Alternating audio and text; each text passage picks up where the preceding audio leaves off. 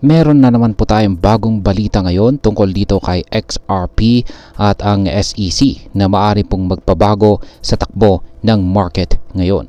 Marami pong analyst ang naniniwala na maaaring umabot po ng $5 ang presyo ng XRP dahil po sa mga bagong developments sa kaso nito laban sa US SEC. Pero bakit po ito mahalaga at paano po ito maapektuhan? Yan tayong mga Pinoy crypto enthusiast na interesado kay XRP. Kaya yan po ang mga katanungan na siyang ating pag-uusapan sa video na ito. Pero bago po tayo magpatuloy ay pakibasa na lamang po ang disclaimer dito sa ibaba ng ating screen. Ayan, simulan po natin sa katanungan kung ano po ang bagong galaw ng US SEC at bakit po ito mahalaga. Ayan, ang laban po ng Ripple, ang kumpanya sa likod ng XRP, laban sa US Securities and Exchange Commission or SEC ay isa po sa pinakamahabang legal battles sa cryptocurrency industry. Matagal na pong gustong linawin ng Ripple kung ang XRP ba ay isang security or hindi. At mukhang malapit na tayong makakuha ng kasagutan. Ayon po sa pinakabagong ulat, mas nagiging malinaw na ang regulasyon kay XRP. Kung magiging paborable ang desisyon para kay Ripple, maaari pong lumakas ang kumpiyansa ng mga investors at institutions kay XRP. Mas maraming malalaking kumpanya at bangko ang maaari pong gumamit kay XRP sa kanilang mga financial transactions. Sa madaling salita, kung magiging malinaw ang regulatory status ni XRP, tataas po ang demand nito at posibleng umabot ito sa $5 or baka higit pa. Ngayon is paano naman po nakaapekto itong si Bitcoin kay XRP? Ayan. Kahit bumagsak po ang presyo ni Bitcoin sa ilalim ng $82,000, hindi po masyadong naapektuhan itong si XRP. At bakit? Dahil ang mga traders ay nakatutok po sa posibleng regulatory clarity na maaring magpataas sa presyo ng XRP. Karaniwan ay kapag bumabagsak po ang presyo ni Bitcoin, bumabagsak din ang ibang altcoins katulad ng XRP. Pero sa pagkakataong ito, mas malaki po ang epekto ng kaso laban sa SEC kaysa sa galaw ni Bitcoin. Ngayon is dito naman po tayo sa technical analysis kay XRP. Ano naman ang nakikita ng mga eksperto ayan, sa pagdating dito sa technical analysis ng XRP? Ayan, sa kasalukuyan ayon po sa technical analysis, ang presyo po ng XRP ay nasa downtrend pa rin. Makikita natin sa 5-minute chart, ayan, 5-minute chart time frame na ito na may falling highs at saka falling lows. Ibig sabihin ay mas bumababa ang presyo kumpara sa nakaraang highs. Pero may ilang ding mga indicators na nagpapakita ng posibilidad ng short-term bullish movement. Ayan, nandito po ang RSI. Ayan, yung nandito sa ayan, lower panel. Ayan, yung nasa ibabaw ng MACD. Ayan, yan po yung RSI or Relative Strength Index. Noong umabot po ito sa oversold level ay nagkaroon po ng price recovery. Ibig sabihin ay marami pong buyers ang pumapasok kapag bumababa ang presyo sa isang tiyak na level. Yan, yung nandito naman sa ibaba ay yung MACD. Ito po yung Moving Average Convergence Divergence Indicator. Ayun is may mga golden cross patterns na isang bullish signal na maaari pong magpataas ng presyo sa maikling panahon lamang. Kaya short-term trade po ito.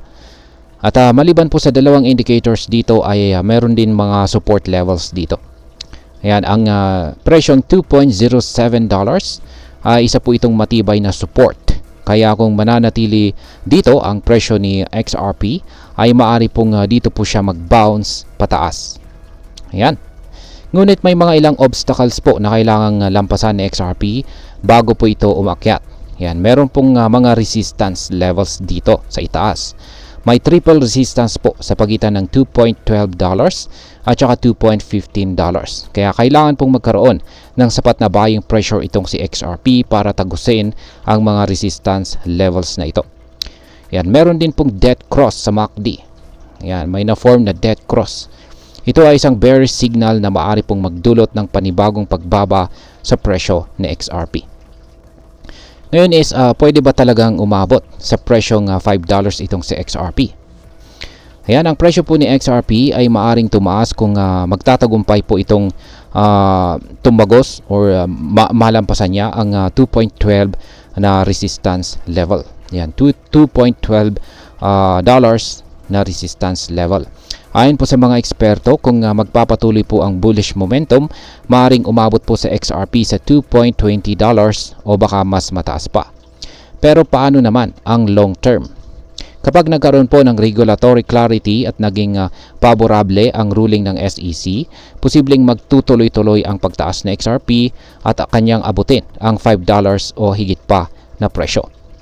Kaya meron pong mga senaryo na maaring magdala kay XRP sa $5 na presyo. Una ay ang regulatory clarity. Ayan. Kapag opisyal ng sinabi ng SEC na hindi isang security si XRP, magpapasok ito ng malaking investors sa market. Pangalawa ay ang kanyang institutional adoption. Kung maraming bangko at saka financial institutions ang gagamit kay XRP, mas tataas ang kanyang demand. At pangatlo ay ang bullish market conditions.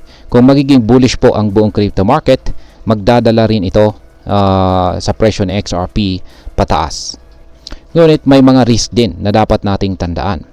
At yan ay kung magiging pabor ang US SEC sa ruling, maaari pong bumagsak ang presyo ng XRP. Maliban dito ay kung mananatiling mataas po ang inflation at hindi po maging maganda ang economic conditions, maaring mahirapan po ang crypto market, hindi lamang sa XRP, sa kanilang pag-angat sa presyo. At ayan, para sa atin bilang mga Pinoy crypto enthusiast, lalong-lalo na sa may interest dito kay XRP, ang balitang ito ay isa pong malaking bagay. Dahil kung magiging pabor po sa Ripple ang desisyon, mas dadami po ang opportunities sa crypto trading at saka investing. Yan, para po sa mga hodlers or yung mga long-term investors dito, maaari pong magandang pagkakataon ito para bumili tayo ng XRP bago pa ito sumabog pataas. Para naman po sa mga short-term traders, maganda ring abangan ang price action sa susunod na mga linggo para makita natin kung kailan ang tamang entry point. Para naman po sa mga gustong mag-diversify, magandang tingnan po natin itong sa XRP bilang bahagi ng ating crypto portfolio, lalo na kung magiging bullish ito sa mga darating na buwan. Ngunit dapat na tandaan po natin na ang crypto ay highly volatile, kaya lagi po natin gawin ang ating sariling research at huwag po tayong mag-invest nang hindi natin kayang mawala. At ang masasabi ko dito naman ay sa XRP ay isa po sa mga pinaka-promising na altcoins sa crypto market ngayon. Ang kaso laban po sa SEC ay isang malaking hadlang. Pero kung malalampasan po ito ni Ripple, maaaring makita po natin ang isa sa pinakamalalaking bull runs na XRP sa kasaysayan nito. Kung ako po ang tatanungin, magandang bantayan po natin ang development sa kasong ito at pag-aralan natin kung kailan ang tamang panahon para pumasok sa market. Ang $5 target ay posible, pero hindi po ito mangyayari agad-agad. Kailangan natin ang tamang kombinasyon ng regulatory clarity, institutional adoption at saka bullish market momentum bago po ito mangyari. Kaya sa kabuuan, ang pinakamahalagang bagay ay maging matalino po tayo sa ating paghawak or pag-hold ng ating investments. Huwag po tayong magpadala sa FOMO or yung fear of missing out, at siguraduhin natin na alam natin ang ating risk tolerance.